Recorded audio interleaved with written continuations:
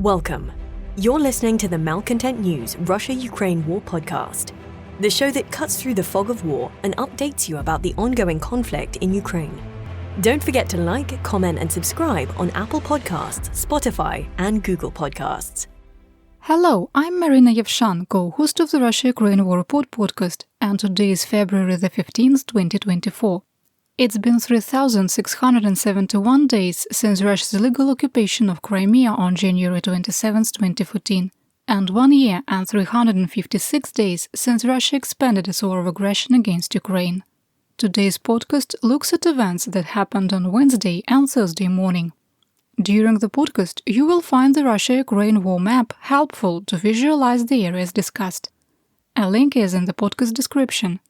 There are only minor map updates. The Russia-Ukraine War Report is compiled by our team from around the world. Today's report includes information from our direct contacts and journalists in Ukraine, the Russian Ministry of Defense, the General Staff of the Armed Forces of Ukraine morning reports, operational commands north, south and east of Ukraine, open source intelligence, our in-house team of analysts and geospatial experts, and pro-Ukrainian and pro-Russian bloggers and social media channels with a track record of trying to be accurate. We have one mission, the truth, because the truth matters.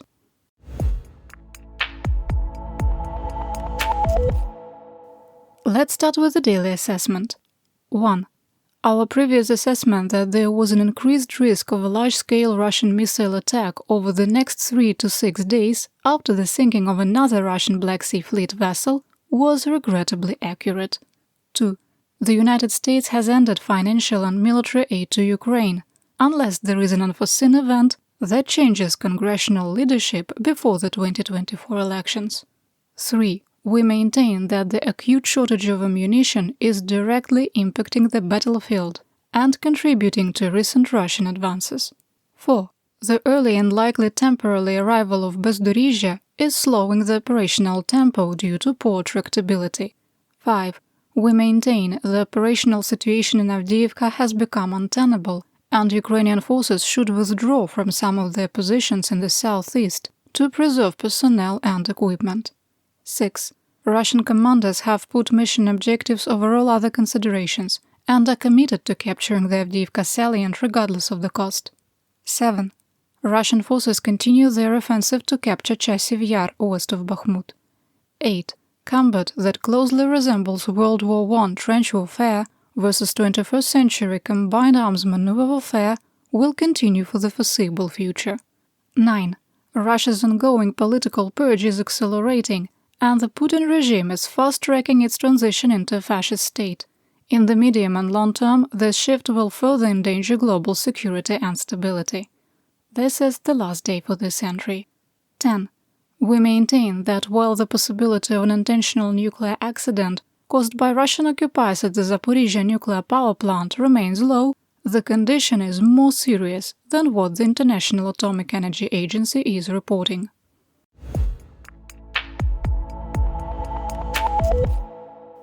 We begin in Kharkiv Oblast in the Kupiansk Area of Operation, or EO. The Russian Ministry of Defense, or Armored, claimed Ukrainian forces were on the offensive in the area of Sinkivka. A geo-confirmed video showed that Russian forces had made marginal gains north of the settlement. A small change to the war map was made. Russia continued to target Ukrainian settlements in Free Kharkiv Oblast with S-300 anti-aircraft missiles used for a ground attack. Veliky Burluk was hit by 2 missiles, destroying a 2-story residential building. 2 people were killed, 7 were wounded, and at the time of recording, 1 was missing. Just after midnight on February the 15th, Russian missiles struck Chuguiv, killing a pensioner, destroying 3 homes and heavily damaging 7 more.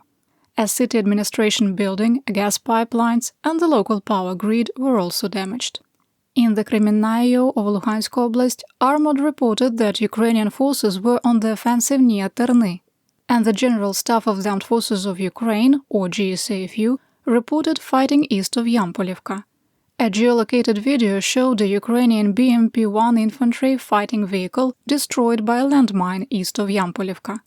It did confirm that Russian forces were unable to consolidate recent advances in the area, and the map was adjusted. To the southeast, Armod made its traditional claim of fighting in the area of Dubrova.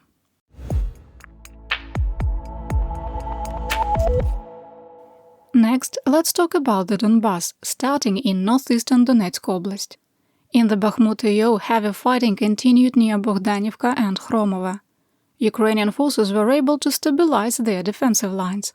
Southwest of Bakhmut, Russian forces were unable to consolidate their gains on the eastern edge of Ivanivska. Based on new intelligence, we pulled the line of conflict east toward Bakhmut and reduced the grey area. In the Klishchiivka AO, fighting continued northwest and east of Klishchiivka and Andriivka. We geolocated several videos that showed that the line of conflict remains unchanged. In the Toretsk, New York AO, Armod claimed fighting continued in the area of Shumy on the edge of Gorlivka.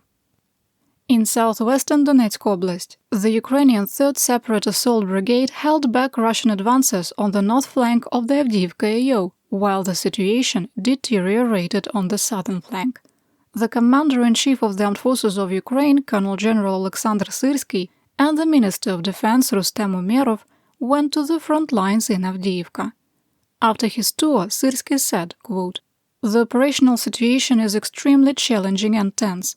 Russian invaders are stepping up their efforts and have a numerical advantage in personnel.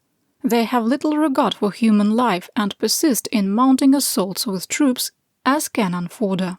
Unquote. The pair said that Ukrainian forces were conducting defense actions in extremely difficult conditions. Russian forces still have physical control of the Industrialny Prospect in the area of the gas station north of the intersection with Timiryazevska Street. Ukrainian sources reported that the situation was stabilizing but remains critical. We remain uncertain if new Ukrainian forces are meant to re-establish the use of the T-542 highway ground line of communication GLOC, that's a supply line, or support a tactical withdrawal. We maintain our assessment that Ukraine should withdraw from parts of Avdiivka and avoid urban warfare.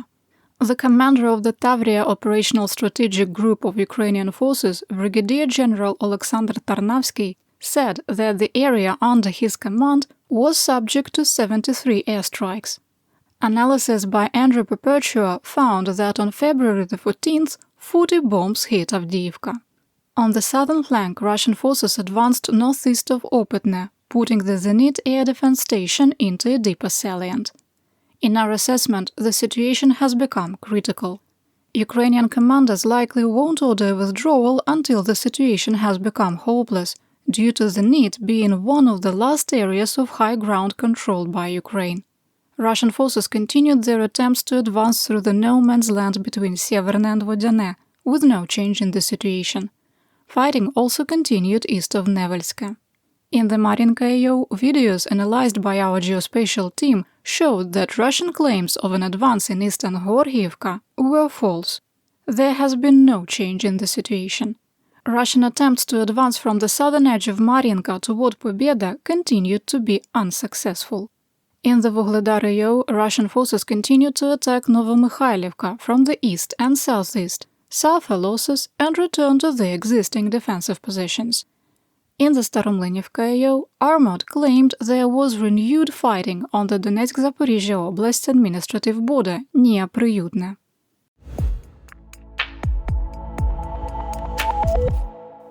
In Zaporizhzhia Oblast, fighting has increased, with Ukraine claiming Russia is preparing a large offensive in the Orikhiv AO.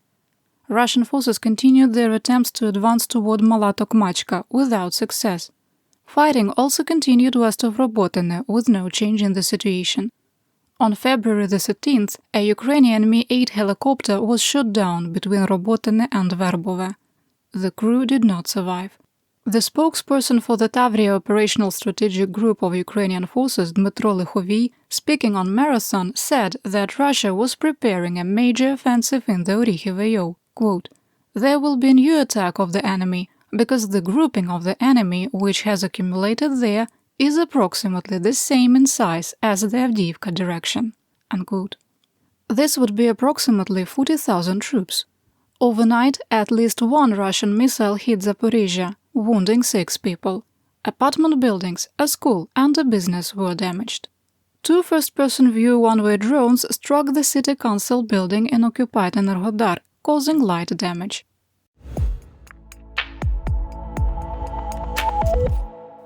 I have more information from the Black Sea and the sinking of the Project 775 Tapir-class large landing ship Cezar Kunikov. Ukraine's allies praised the sinking, while Russian propagandists expressed increasing frustration. NATO Secretary-General Jens Stoltenberg said that Ukraine's ability to significantly weaken the Russian fleet and push it away from the western part of the sea is a significant achievement. A spokesperson with the United States Department of State said, quote, "These drone strikes in the Black Sea are a serious matter. The fact that the Russian Navy cannot operate in the Black Sea at will, compared to how it could operate at the beginning of the war, is a fundamental shift in strategic positioning."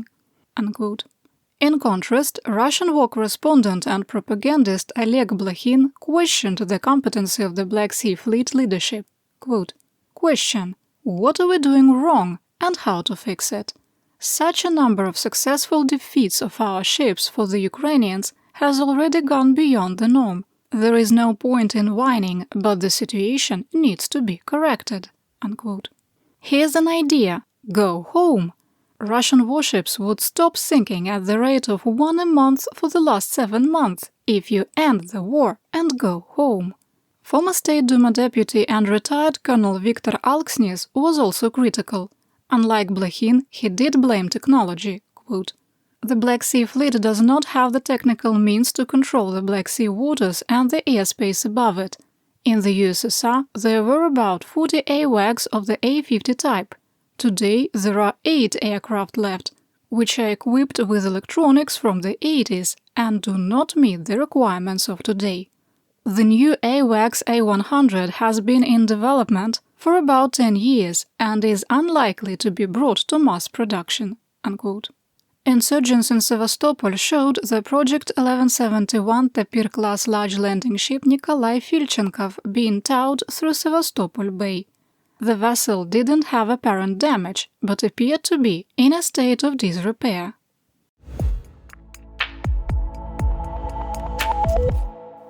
There was a lot of news from western and central Ukraine after Russia's missile attack that mostly targeted civilians and civilian infrastructure. We sink a warship, they attack apartment buildings, stores, houses, and hospitals. Information was limited, with damage reported to civilian infrastructure in the Dnipropetrovsk and Khmelnytsky oblasts, and 2 people wounded in Khmelnytsky. A warehouse was hit in the Myrgorod district in the Poltava Oblast, causing a fire in 100 square meter building. A missile strike was reported in the Ivano-Frankivsk Oblast. Missile debris also landed near Rogatin, causing significant damage to a home. There was also a report of a missile being shot down over the city of Ivano-Frankivsk, with falling debris causing a fire at a commercial building. There were no injuries. In Lviv, pictures showed light damage in the Frankivsky district of the city. Residents were advised that buses and trolleys weren't operating in a residential and shopping district east of the international airport. Windows were broken out on 18 residential buildings and 2 schools on Naukova Street, and 4 people were injured by flying glass.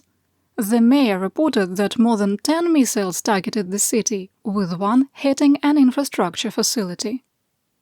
In northern and northeastern Ukraine, Kyiv was also attacked. Light damage was reported to 7 homes and 2 cars due to falling debris. 1 missile was shot down in Bucha, leaving a massive crater in a forested area. The mayor reported that 5 homes received light damage.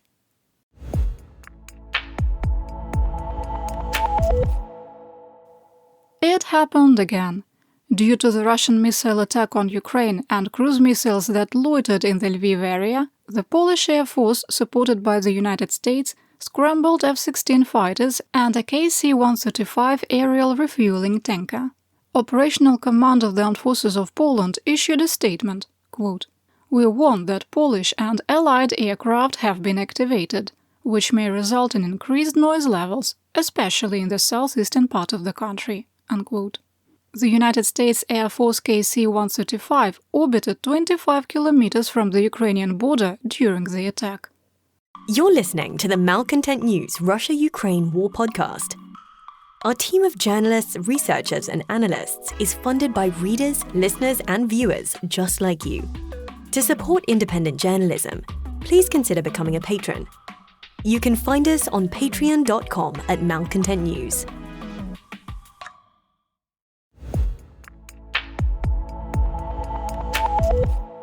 Here is my Theaterwide update. On February the 14th and 15th, Russia launched 24 missiles at Ukraine, including 12 Kh-101 subsonic cruise missiles, 6 Iskander-M or North Korean-sourced KN-23 short-range ballistic missiles, 2 Kalibr cruise missiles launched from Novorossiysk, Russia, and 4 Kh-59 guided air-to-surface missiles. 8 Kh-101s, 1 SRBM, both Kalibrs, and 2 Kh-59s were intercepted. Kremlin spokesperson Dmitry Peskov said that the so-called special military operation, quote, may take longer than planned, unquote, but all tasks will be completed. Longer than planned? We are 102 weeks into the 2-week plan. In a troubling sign that Ukrainian air defenses are becoming exhausted, Russia carried out 159 airstrikes on February the 14th, dropping a record-setting 131 OMPK glide bombs. Ordnance included Fab-250, 500, 1500, 500 kg cluster and 500 kg thermobaric bombs. Canada announced it would provide Ukraine with a $44 million military aid package that includes spare parts, weapons, avionics systems, and ammunition for the F-16. After the meeting of the Ukraine Defense Contact Group, the head of the main Defense Intelligence Directorate of the Ministry of Defense of the Armed Forces of Ukraine, UGUR, Kyrylo Budanov, said that the ammunition crisis would ease. Ukraine reportedly was promised additional artillery systems and ammunition. Germany pledged that it would provide 300 to 400% more artillery shells in 2024. Minister of Defense Boris Pistorius said, quote, "We understand very well what is happening in Ukraine and what this country needs. In general, Germany intends to spend at least 3.5 billion euros on the production and purchase of projectiles in 2024." Unquote. France and Germany signed an agreement to create an air defense coalition for Ukraine. The details were not released. However, on the morning of February the 15th, it was announced that 15 countries signed the agreement of intent to create a new coalition of capabilities, integrated air and missile defense.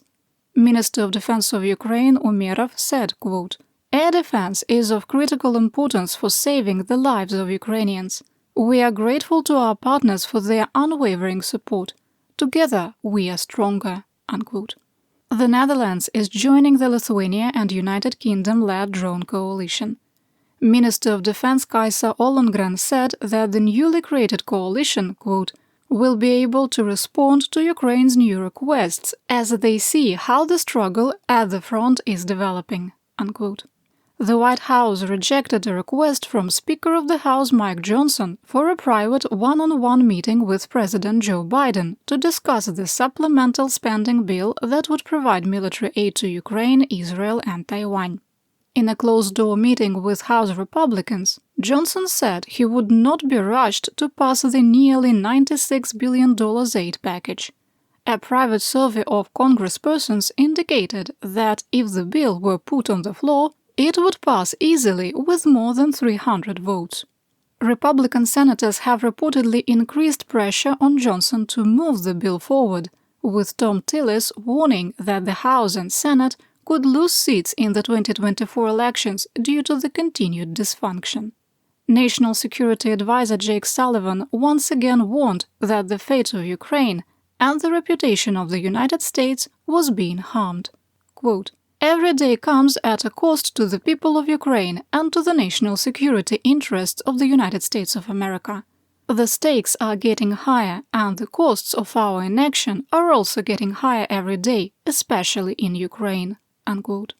Complicating the internal power struggle, the House Permanent Select Committee on Intelligence chairman, Congressman Mike Turner, released a statement on Twitter, or X, that there is a serious national security threat and requested the White House declassify information. The information was released to all members of Congress. Both the House and Senate and Canadian officials were reportedly briefed. Widely expected the information will be declassified, but the official process requires more than a stroke of a pen. Multiple sources stated that the intelligence was related to the Russian Federation. Another source on the Intelligence Committee said that the threat is, quote, a highly concerning and destabilizing Russian capability, and another called the information, quote, very sensitive. The US news agency Politico, citing unnamed sources, reported that the security threat is related to space. Speaker Johnson said that he was already aware of the threat, but there was, quote, no cause for alarm. I'm going to stay on script. I'm going to stay on script. I'm going to stay on script. After Turner's announcement, National Security Advisor Jake Sullivan said he had reached out to set a meeting with the Gang of 8 before the warning. Sullivan said that the capability represents a, quote, serious national security threat. There were numerous unconfirmed reports that the new Russian capability was placing or using nuclear weapons in or from space. We cannot confirm any of these reports. Interestingly, the Kremlin has already publicly denied it intends to place nuclear weapons in outer space before any direct accusation was made. That's strange. That's suspicious. Congressman Turner is a member of the Republican Party and has been in Congress since 2003. He has an extensive background in international politics, soft power, and national security. Outside of usual Washington partisan politics, he is well liked by members of both parties, respected and not prone to exaggerations. He is supportive of Ukraine and was in Kyiv last week, vowing that military aid package would be passed.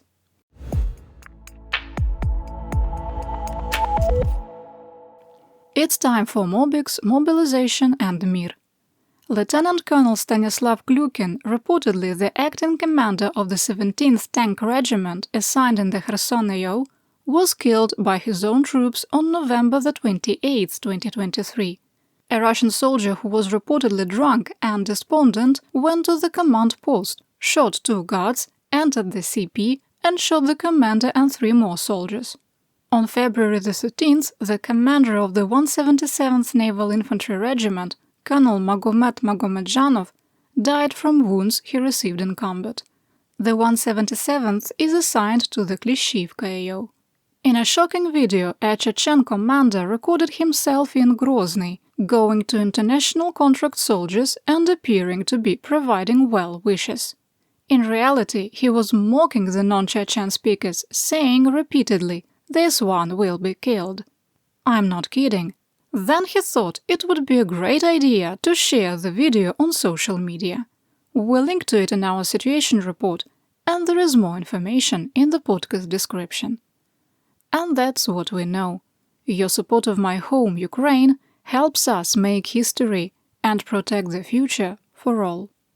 You're listening to the Malcontent News Russia-Ukraine War Podcast.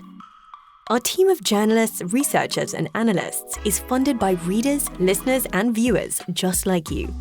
To support independent journalism, please consider becoming a patron.